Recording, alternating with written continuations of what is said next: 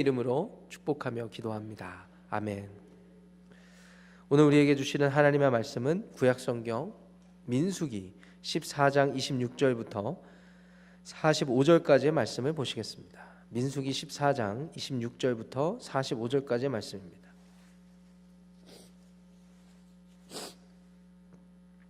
(14장 26절부터 45절까지) 말씀 찾으셨으면 저와 여러분들이 한 절씩 교독하시고 마지막 절 45절은 큰 목소리로 합독하시겠습니다. 26절입니다. 여호와께서 모세와 아론에게 말씀하여 이르시되 나를 원망하는 이 악한 회중에게 내가 어느 때까지 참으랴. 이스라엘 자손이 나를 향하여 원망하는 바 그 원망하는 말을 내가 들었노라. 그들에게 이르기를 여호와의 말씀에 내 삶을 두고 맹세하노라. 너희 말이 내 귀에 들린 대로 내가 너희에게 행하리니 너희 시체가 이 광야에 엎드러질 것이라. 너희 중에서 20세 이상으로서 계수된 자 곧 나를 원망한 자 전부가 여분네의 아들 갈렙과 눈의 아들 여호수아 외에는 내가 맹세하여 너희에게 살게 하리라 한 땅에 결단코 들어가지 못하리라. 너희가 사로잡히겠다고 말하던 너희 유아들은 내가 인도하여 드리리니 그들은 너희가 싫어하던 땅을 보려니와 너희의 시체는 이 광야에 엎드러질 것이요 너희 자녀들은 너희 반역한 죄를 지고 너희 시체가 광야에서 소멸되기까지 40년을 광야에서 방황하는 자가 되리라. 너희는 그 땅을 정탐한 날 수인 40일의 하루를 1년으로 쳐서 그 40년간 너희의 죄악을 담당할지니 너희는 그제서야 내가 싫어하면 어떻게 되는지를 알리라 하셨다 하라. 나 여호와가 말하거니와 모여 나를 거역하는 이 악한 모든 회중에게 내가 반드시 이같이 행하리니 그들이 이 광야에서 소멸되어 거기서 죽으리라. 모세가 이 말로 이스라엘 모든 자손에게 알림해 백성이 크게 슬퍼하여 아침에 일찍 일어나 산 꼭대기로 올라가며 이르되 보소서 우리가 여기 있나이다. 우리가 여호와께서 허락하신 곳으로 올라가리니 우리가 범죄하였음이니이다. 모세가 이르되 너희가 어찌하여 이제 여호와의 명령을 범하느냐. 이 일이 형통하지 못하리라.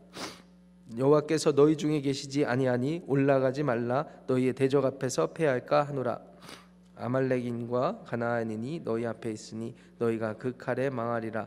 너희가 여호와를 배반하였으니 여호와께서 너희와 함께하지 아니하시리라 하나 그들이 그래도 산 꼭대기로 올라갔고 여호와의 언약궤와 모세는 진영을 떠나지 아니하였더라. 아말렉인과 산간지대에 거주하는 가나안인이 내려와 그들을 무찌르고 호르마까지 이르렀더라. 아멘. 하나님 말씀입니다. 36절부터 38절까지를 건너뛰게 되었습니다. 예.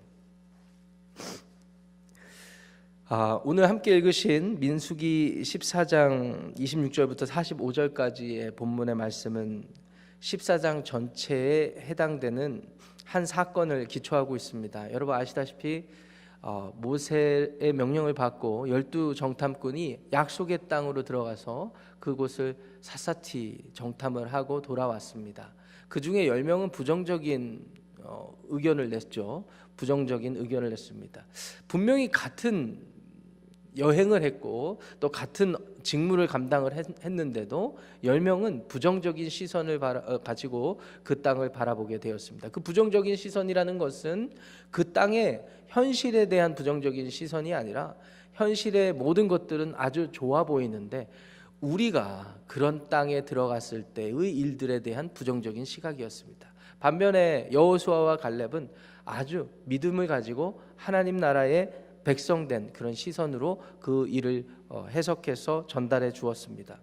백성들이 동요하기 시작했죠.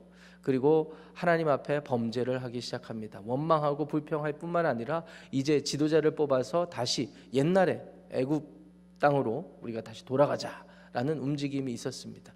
이 하나님께서 진노를 하셨죠.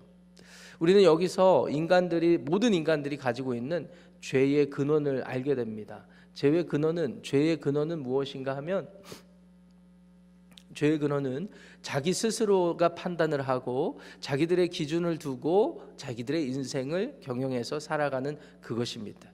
하나님이 계셔도 하나님을 인정하지 못하고, 하나님이 계셔도 자기들 생각과 판단에 부정적이고 또 자기들 판단에 현실에 부합하지 않을 것 같으면 그 생각과 판단을 따라가는 것이 죄의 근원이요 핵심이 되는 것입니다.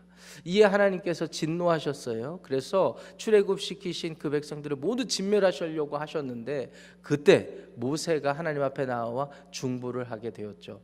그래서 중보자로서 하나님을 설득하고 또 하나님의 이름이 거룩히 여김받고 영광받게 하시도록 그렇게 중보의 역할을 톡톡히 했습니다. 그 결과로 하나님께서는 모든 민족을 진멸치 않으시겠다고 마음을 돌이키셨어요. 모세가 하나님 앞에 중보할 때 하나님의 어떠한 성품을 가지고 중보했는지 기억하시겠습니까? 하나님은 인자하시고 노하기를 더디하시는 분 아니십니까? 이렇게 중보하였어요. 참으로 하나님은 인자하시고 노하기를 더디하시는 자비로우신 분이에요. 우리가 찬양했던 것처럼 인애하신 분이십니다. 그렇기 때문에 모세의 중보를 통해서 하나님의 마음을 돌리실 수 있었던 거예요. 죄의 근원은 하나님을 인정하지 않고 우리 생각과 판단과 우리 뜻대로 하는 것이라고 했습니다. 그렇지만 하나님의 은혜는 우리가 그런 삶을 살아도 예수님께서 우리를 위해서 중보자로서 죽어주시고 우리를 위해 베풀어 주신 복음의 은혜와 결과를 우리가 마음을 열어 받아들인 자들에게 하나님의 은혜를 베푸시고, 하나님은 인애를 베푸시고 자비를 베푸신다는 사실, 이것이 복음인 것을 믿으시기 바랍니다. 이것이 25절까지의 내용 안에서 우리가 살펴볼 수 있는 그런 영적인 진리였고요. 자, 26절부터 45절까지 내용 안에서 우리가 특별히 생각해 봐야 되는 것들이 있습니다. 그렇게 해서 하나님의 인애와 자비를 구하고 또 백성들이 그로 말미암아 완전히 진멸되지 않는 그런 일의 결과는 있었습니다. 그런데 죄가 대가를 치러야 되는 그 죄가 여전히 대가를 치러야 된다는 것을 하나님께서 지적하고 있는 본문이 오늘 26절부터 35절까지 이어지고 있습니다. 특별히 오늘 26절부터 30절까지 말씀을 보시면요, 하나님께서 분노의 마음을 여전히 쏟아놓고 있는 내용들이 등장하고 소개되고 있습니다. 그것은 무엇이냐면, 내 귀에 들린 대로 내가 행할 것이다. 내가 맹세하여 너희에게 살게 하리라 한 땅에 결단코 들어가지 못하리라 라는 28절 말씀과 30절 말씀으로 요약이 됩니다. 분명 이 앞전 25절까지에서 하나님의 반응은 인애를 베푸시고 자비를 베푸셔서 화를 돌이키신 것 같아 보였는데, 그래서 완전히 진멸하지 않겠다고 모세에게 약속해 주셨는데, 다시 오늘 26절을 보니까 꼭 그렇지는 않은 것 같아요. 31절부터 35절까지 그 내용이 등장을 합니다. 그것은 무엇입니까? 첫 번째 세대가 가나안 땅에 들어가지 못한다라는 거예요. 모든 세대 식구들이 들어가지 못한다는 말은 아닙니다. 특별히 갈렙과 여호수아는 들어가게 됐습니다. 그래서 안 된다라는 거예요. 근데 반대로 그들의 자녀들은 들어간다라는 거예요. 그렇지만 그 들어가는 과정에서 순탄하게 들어가는 게 아니라 오히려 그들이 정탐을 40일 동안 보냈는데, 40일 동안 갔다 와서 부정적인 자기들의 생각과 판단 그대로 행하려고 했으니 그것에 대한 대가를 지불하는 차원에서 자신들의 자녀들도 하루를 1년으로 계산해서 40년 동안 방황하게 하다가 들어가게 하시겠다라는 하나님의 말씀이었어요. 이것을 우리가 어떻게 이해해야 될까요? 하나님은 분명히 인애와 자비를 베푸셔서 화를 돌이키셨다고 우리가 받아들일 수 있는데, 갑자기 이런 대가를 지불하라고 하시니까 말이죠. 여러분, 사람은요 온전치 않은 존재라서 누군가 잘못을 해도 내가 하나님을 닮아서 인애와 자비를 베풀이라 라고 했을 때 그들이 했던 많은 죄들을 그냥 덮고 지나가려고 하는 것이 있습니다. 그러면 그것이 마치 온전한 사랑을 베푸는 것이고, 그리고 모든 일이 다 해결되는 것처럼 생각하기도 합니다. 그렇지만 완전하신 하나님 안에서는, 하나님의 성품 안에서는 그렇게 될 수가 없어요. 여러분, 한번 생각해 보세요. 인애를 베풀고 자비를 베푸시려면 우리 생각에는 그냥 죄도 없던 일도 해주시고 그냥 좋은 게 좋은 거라는 식으로 넘어가시면 되는데, 그렇게 되면 완전하신 하나님이 공의롭지 못하시게 됩니다. 하나님은 못 하시는 게 딱 한 가지가 있는데 자기 존재를 부정하지를 못하세요. 자기 존재를 부정하지 못하세요. 여러분들이 오늘 예배를 마치고 저희 개인적으로 찾아오셔서 목사님 내일부터 여자처럼 살아보세요. 여자같이 말하고 여자같이 입고 다녀보세요. 저는 절대로 그렇게 못합니다.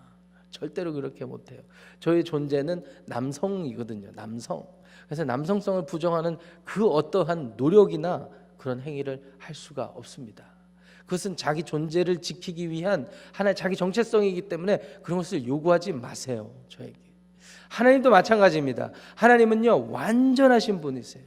하나님은 사랑 그 자체이시고요. 그리고 하나님은 의 자체이세요. 우리가 바라볼 수 있는 유일한 기준이 되시는 거예요. 우리는 하나님의 형상을 닮았기 때문에 그분의 그런 완전함을 보고 우리가 닮아가야 될 줄 믿습니다.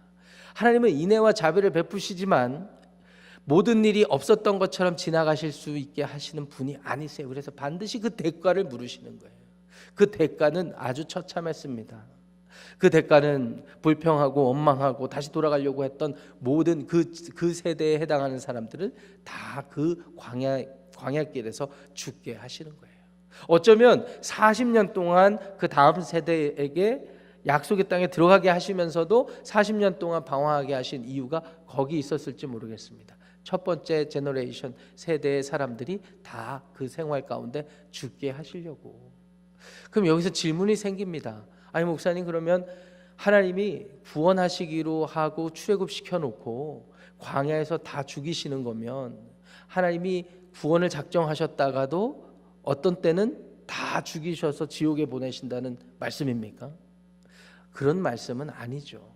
여러분, 광야 생활을 통해서 가나안 땅에 들어간다는 것이 반드시 우리가 생각하는 하나님의 영생을 얻는 것이라고 생각할 수가 없습니다. 그렇게 따지면 모세는 가나안 땅에 역시 들어가지 못했어요.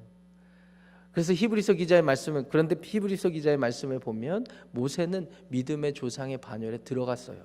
아브라함과 함께.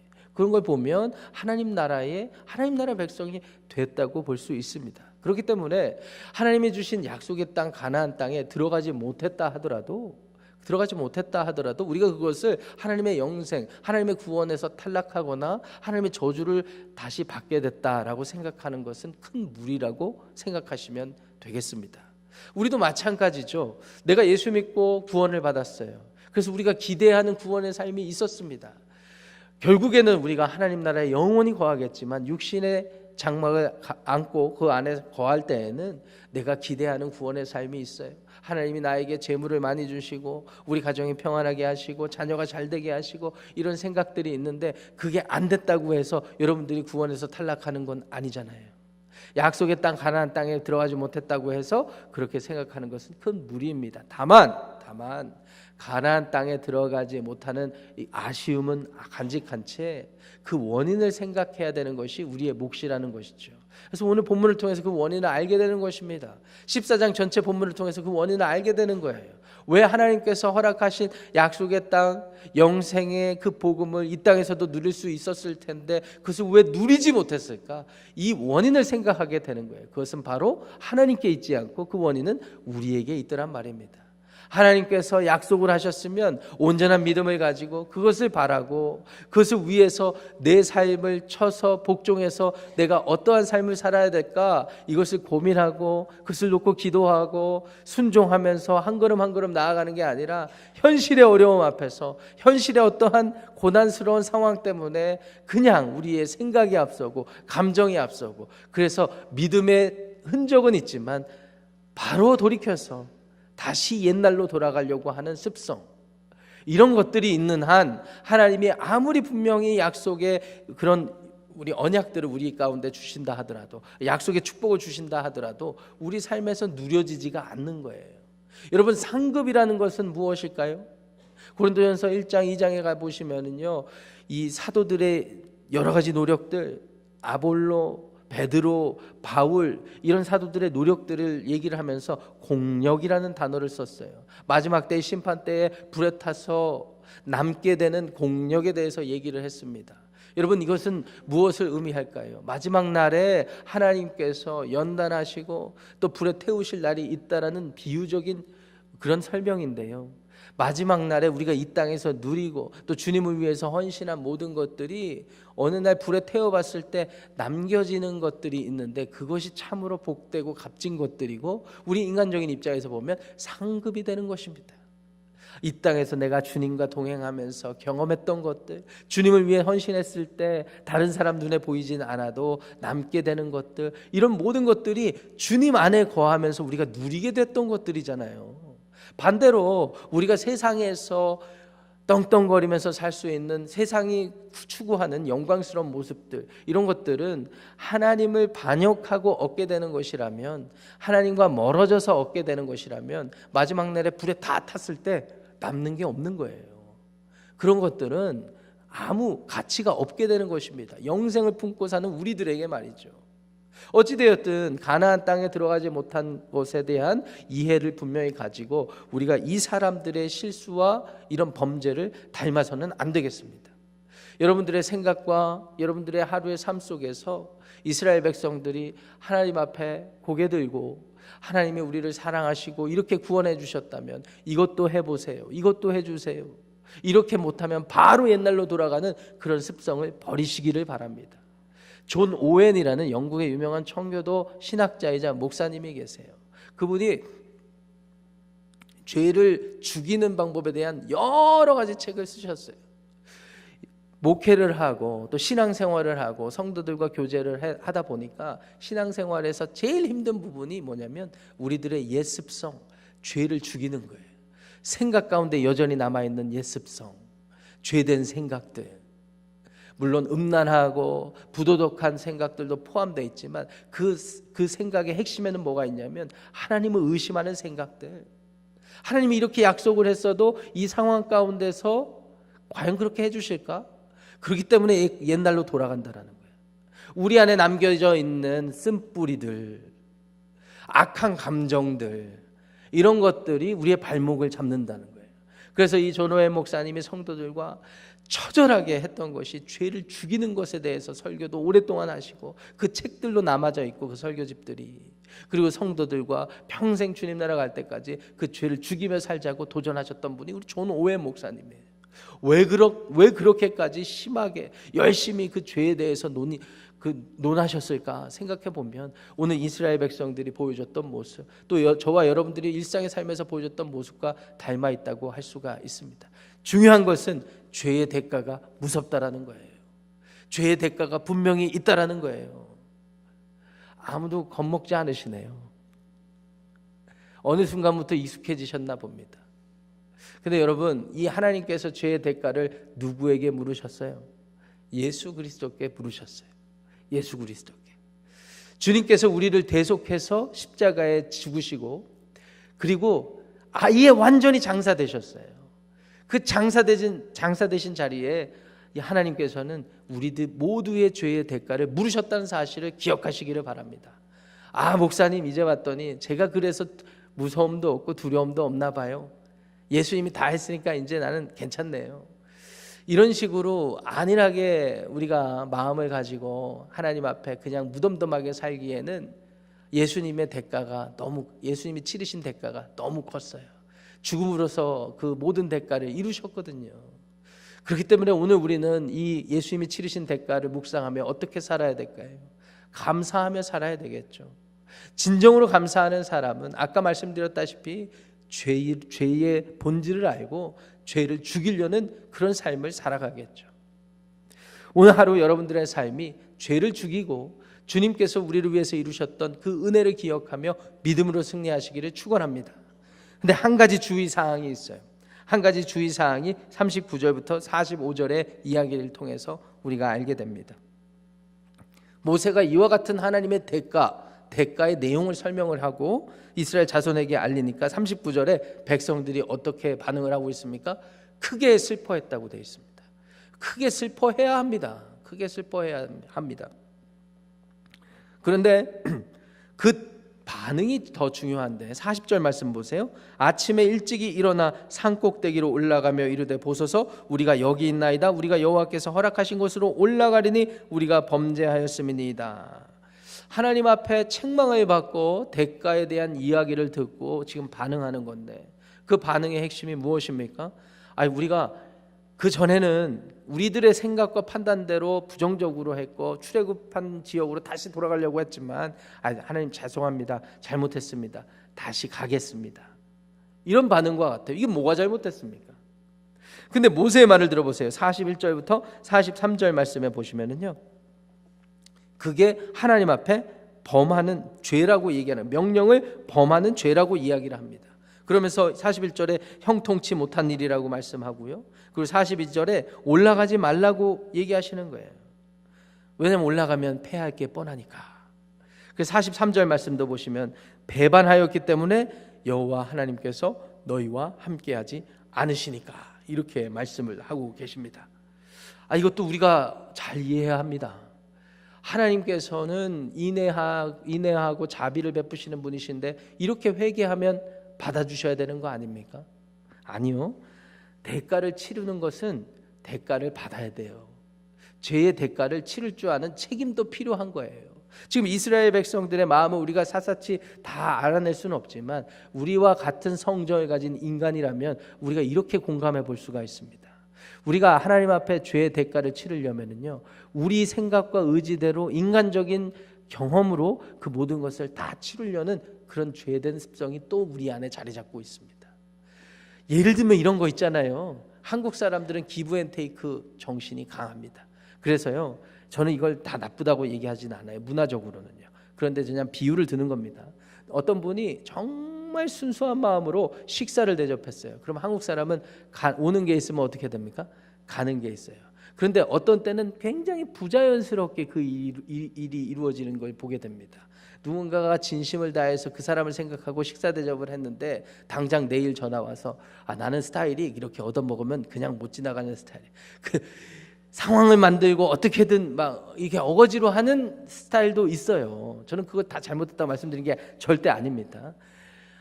지금 상황이 그런 상황이라고요. 하나님 앞에서 그래요? 그러면 우리가 해야 될 일을 해야 되겠죠. 그래서 빨리 내가 했던 거 빨리 지우고 싶어 하는 그런 습성들.